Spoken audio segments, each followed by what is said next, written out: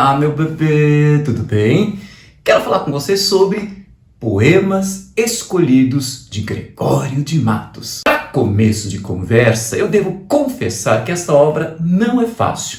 Primeiro, porque é poesia, e você já sabe, né? Diferente da prosa, a poesia nos obriga a ler e reler e reler e reler para tornar aquele sentido implícito explícito. Além disso, é poesia do século XVII, ou seja, não está na linguagem atual. Isso vai obrigar você muitas vezes a ficar consultando dicionário, né, para tentar descobrir, né, ou melhor, descobrir o significado de determinadas palavras, determinadas frases. Já que falamos de século XVII, aí você tem a outra dificuldade. Os poemas do Gregório de Matos, eles fazem parte de uma outra sociedade que a história chama de o Antigo Regime. Caso você não saiba, essa antiga sociedade, ou o Antigo Regime, do qual fazia parte o Gregório de Matos, acabou com a Revolução Francesa, que deu o mundo que nós temos hoje, em que todos os homens são iguais. Não importa a sua condição econômica, não importa a sua classe social, sua raça ou etnia, não importa o gênero. Professor, essas coisas são tão normais, eu vejo isso a todo lado no Brasil, todos os homens são iguais perante a lei.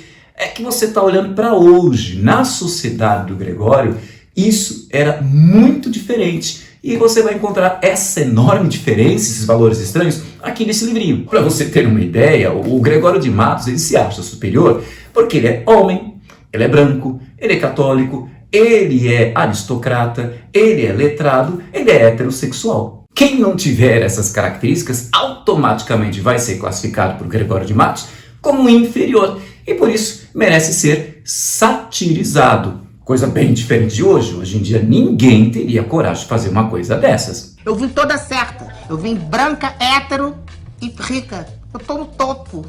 Completamente no topo. Quer dizer, quase ninguém, né? Não é à toa que essa é uma senhora dos absurdos. Mas vamos ao que interessa. Quer um exemplo do Gregório preconceituoso?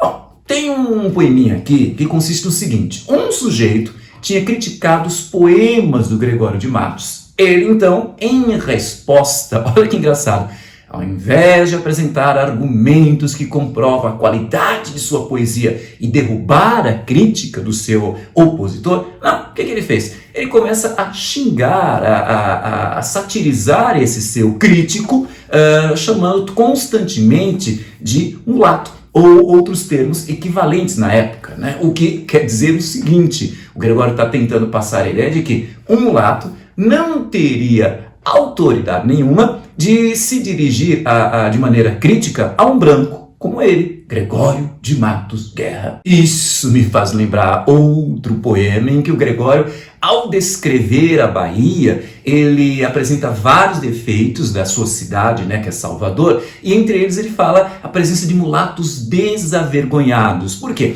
Porque não reconhecem o seu lugar, que deveriam ser inferiores aos brancos, mas, ao contrário, é isso que o Gregório acha como absurdo, né?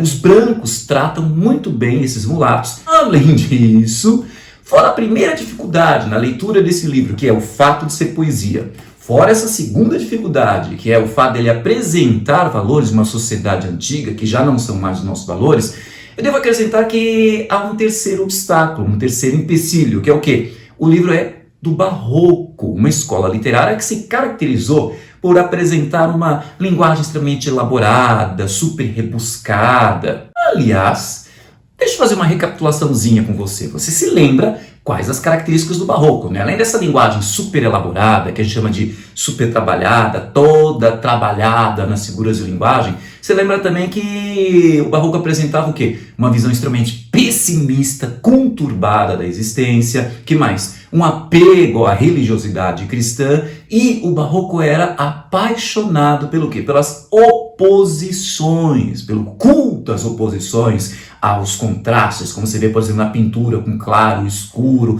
a música com ponto e contraponto, a estátua ou a escultura com quê? Com um alto e um baixo relevo. E na literatura, como é que é esse trabalho com as oposições? Com as antíteses, com os paradoxos e os oxímoros ou oxímoros. E a aqui há um ponto bastante interessante. Aliás, comentado pelo próprio José Miguel Wisnik, que é o professor da USP que selecionou esses poemas que fazem parte desse livro, tá? Você deve lembrar o seguinte: na lógica, na mentalidade do barroco, toda diferença pode ser transformada em oposição. E toda oposição, quando colocada uma do lado da outra, no caso das antíteses, dos paradoxos e dos oxímoros, acaba sendo feito o quê? Uma simetria. Ora, simetria é igualdade, o que significa que toda oposição é uma igualdade. É assim que pensa o homem do barroco.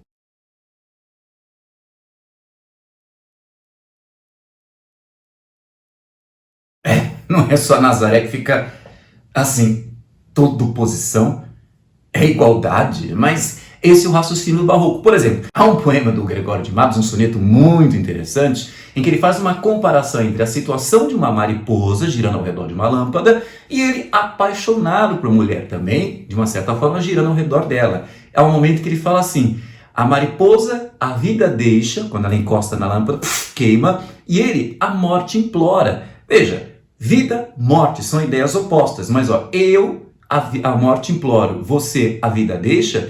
No fundo, essas duas palavras opostas acabam dizendo a mesma coisa, é a morte. Tendo então essa ideia de oposição que vai orientar toda a visão de quem? Do Gregório de Matos, então você já tem mais ou menos uma chave, um caminho para conseguir interpretar os poemas que compõem esse livrinho. Para começar, temos de analisar a poesia satírica do Gregório de Matos, que lhe deu uma enorme fama, porque foi graças a ela que ele ganhou apelidos como Boca do Inferno, Canalha Genial ou Língua Maldita. Aliás, esta poesia satírica, que em geral é considerada um gênero menor, quando comparada com a poesia religiosa ou amorosa, ela carrega elementos muito interessantes que a dona Fulvestre ama, que é o quê?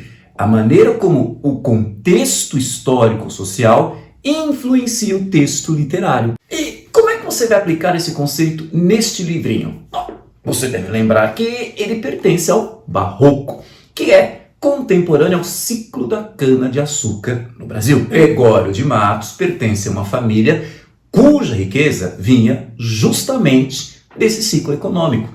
Você deve lembrar que o pai dele era senhor de engenho, acho que tinha 2 engenhos, mais de 100 escravos, ou seja, ele pertence a uma aristocracia ligada a essa questão rural, a plantação de cana-de-açúcar. Mas quando o Gregório é adulto, o que acontece? O açúcar brasileiro encontra a concorrência do açúcar que vem das Antilhas, que é até de melhor qualidade. Bom, enfim, o que você já aprendeu dessas leis de economia? Quando aumenta a oferta, o que acontece? Cai o preço do produto. E isso significa, ou seja, isso tem como consequência o quê?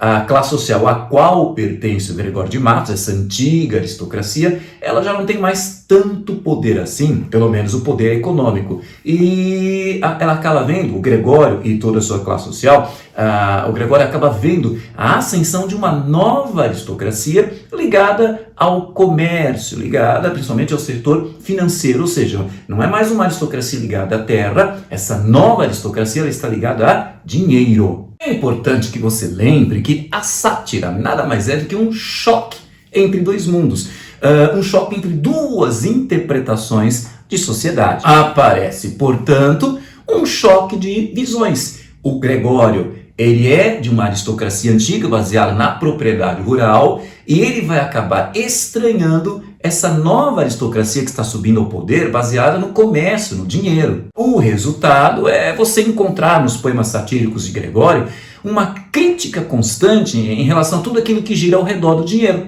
Ele vai criticar, por exemplo, quando se vai ao mercado, ele fala estupendas usuras do mercado. Quer dizer, você vai no mercado, está tudo caro, o preço está sempre alto, Ou então ele vai criticar o quê? Quem dinheiro tiver pode ser papa. Olha o poder do dinheiro que ele critica. Este mesmo poema, aliás, eu vou deixar esse texto aqui embaixo na descrição desse vídeo, tá?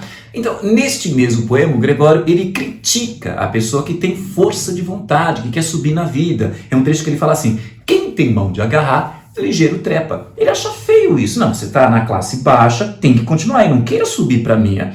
tem um outro trecho desse mesmo texto em que ele reforça essa ideia de preconceito de classe. Quando ele fala bengala hoje na mão, quer dizer, bengala é um instrumento de gente da nobreza, ontem garlopa. Garlopa é um instrumento que o marceneiro usa para deixar a madeira lixada, bem lisinha. Ou seja, você se esquece que você era marceneiro, não queira subir na vida. Então ele não acredita nessa possibilidade de ascensão social. Ele vai, repito, exercer um forte preconceito de classe. Além desta poesia satírica, cheia desses preconceitos de classe, esses preconceitos de raça e numa linguagem extremamente obscena e imoral, encontramos também a poesia amorosa. E ela não deixa de ter os seus contrastes. Só que agora esses contrastes são de outra natureza. Nós vamos ter o quê? O contraste, o conflito, o choque, a oposição entre o quê? Entre o carnal e o espiritual, né? Entre o amor sexual e o amor, digamos, celestial. E dentro desse contraste, nós encontramos um outro que depende da destinatária de sua poesia amorosa. Se ele dirige seu poema à mulher que é branca, então ele vai ser platônico. Vou colocar platônico entre aspas, porque você vai perceber nele a intenção de ser um cara que valoriza o amor espiritual e, entretanto, ele está o quê? Ele está controlando seu impulso carnal. Ora. Se ele está controlando o impulso carnal, é porque esse impulso existe. Então você tem esse conflito do carnal com o quê? Com o espiritual, só que ele coloca em primeiro plano o espiritual, segura o carnal. É o que você vai ver, por exemplo, no poema que ele faz a Dona Ângela, uma das mulheres mais bonitas, diz a lenda, né, da Bahia naquela época. O Gregório ele vai usar aquilo que o Barroco ama, que é o aspecto lúdico, ou seja, ele vai brincar com as palavras. Ele pega o nome de Dona Ângela, aquela que eu disse que é a mulher mais bonita da Bahia daquela época, e vai pegar a origem desse nome. Ângela vem de anjo, ele vai dizer que ela é anjo. Anjo é pureza. E lembra que eu falei que no Barroco qualquer diferença pode ser tornada oposição? Então ele vai lembrar também que ela é flor. Flor está ligada à beleza, ela é muito linda. Então o que acontece? A palavra flor ele vai dar um outro significado. Ele até lembra, se você vê uma flor não tem vontade de tirá-la do caule, portanto flor está ligada a quê? A tentação. Então ela consegue ser anjo, que é pureza, e flor, que é tentação. Por isso que ele fica brincando, ela é anjo florente, e ela é flor angelical, no fundo para dizer que ela é anjo que tenta e não está guardando. Percebe aí o joguinho de ideias, né? O anjo tem a função de nos guardar, nos afastar dos pecados, só que ela é um anjo que o atrai, o anjo que o excita, anjo que o joga para a tentação, para o pecado. Esse joguinho de ideia, né, de tentação e pureza, não vai aparecer quando ele se dirige a negro ou a mulata. Ali ele vai ser extremamente carnal, muito erótico, algumas vezes chulo. Ou ele também fazia isso com, reza a lenda que ele adorava freiras, né? Então também com as freiras. É só pegar aquele famoso poema Pica-Flor, que também estará aqui embaixo. Quanto à poesia religiosa, há também o seu contraste, só que dessa vez está entre pecado e salvação, ou entre pecado e perdão. Aliás, esse é o tipo de poesia que eu amo no Gregório de Matos, porque ela é muito curiosa, ela é muito interessante, né? Por quê? Porque, para começar, a visão que ele tem de religião é muito diferente da convencional. Religião aqui não quer dizer você se integrar ao sagrado, né? Reencontrar o seio de Deus. Não, para ele, religião se resume apenas isso. É ele se tocar que pecou e buscar o perdão. Óbvio que no vestibular você não vai escrever ele se tocou que pecou. Na FUVEST você vai escrever assim. Ele vai ter a consciência do pecado, ele vai tomar consciência de que pecou, e aí ele vai buscar a salvação. Quer dizer, só isso que é religião para ele, consciência do pecado e a busca do perdão. Um outro aspecto que eu acho interessante nessa poesia religiosa de Gregório é a maneira como ele pede perdão a Deus. Ele não é aquele cara todo humilde, contrito, como se dizia na época, aquele cara todo contrito que diz perdão, meu Deus, perdão. Não. ele é muito interessante pelo seguinte, porque ele vai chavecar Deus. Na prova você escreve argumentar com Deus. Ele vai, várias vezes ele faz alguns argumentos, ele apresenta alguns argumentos que parece que ele coloca Deus contra a parede. É só você ver um poema sacro que eu vou colocar aqui embaixo, Pequei, Senhor, mas não porque pecado, e você vai ver como ele tem uma lógica muito fechada, ou como se dizia naquela época do barroco, ele tem uma agudeza na sua argumentação. O argumento que ele vai usar, por exemplo, no soneto, lá nos tercetos, vai se basear no quê? Na referência à parábola do filho pródigo. Lembra que um pai resolve dividir a sua fortuna com seus filhos antes dele morrer, né? Só que um deles é o pródigo, aquele que gasta demais, gasta tudo só em besteira, cai na miséria e volta para o pai. E o pai o aceita. Lembra-se disso? E um dos filhos reclama. Pô, pai, eu fiquei aqui o tempo todo estudando, tudo aqui, trabalhando. Estudando é exagero meu, tá? Mas tudo trabalhando e esse malandro, malandramente, ele voltou pra gente e o senhor aceita assim tão bem? Aí lembra qual foi a resposta do pai?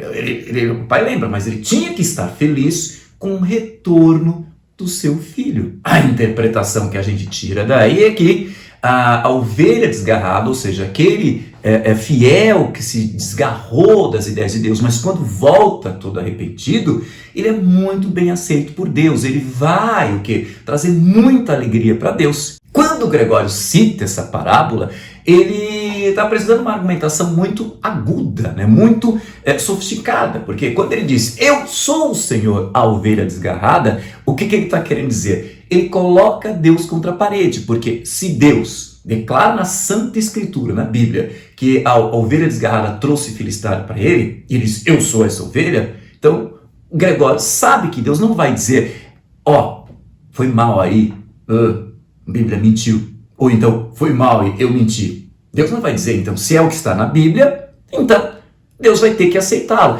E o pior é quando ele fecha o soneto dizendo o quê? Que não queirais, pastor divino, perder na vossa ovelha a vossa glória. Ou seja, o que ele está dizendo? Ele está querendo dizer para Deus, Deus, não perca a chance de manifestar a sua glória em mim. No fundo, essa arrogância, isso que eu quero que você guarde, né? O Gregório, ele tem uma religiosidade que não é humilde, que não é contrita, ela é arrogante, ela é audaciosa, ela é petulante, porque nesse poema ele está querendo dizer o quê? Que não é o homem que precisa de Deus, é Deus que precisa do homem, porque se não existisse o homem, como é que Deus iria manifestar a sua glória, seu poder, toda a sua qualidade? E, por fim, você deve lembrar que este Gregório, que trabalha com uma lógica muito refinada, muito sofisticada, esse Gregório que trabalha com o quê? Com argumentação, ele pertence ao barroco conceptista. Né? Lembra que o conceptismo está ligado a conceito. A relação conceptismo e conceito, com ideia, com jogos de ideias, com argumentação. Diferente do barroco cultista, que está ligado ao quê? A sensação, aquele que trabalha a tradução de ideias, coisas abstratas. Como é que eu vou traduzir? Por meio de metáforas ligadas aos 5 sentidos, olfato, tato, paladar, audição e visão. Esse tipo de barroco cultista é muito comum na poesia amorosa do Gregório. Enfim, essas são as observações mínimas que eu queria que você tivesse em mente quando começar a ler os poemas escolhidos de Gregório de Matos.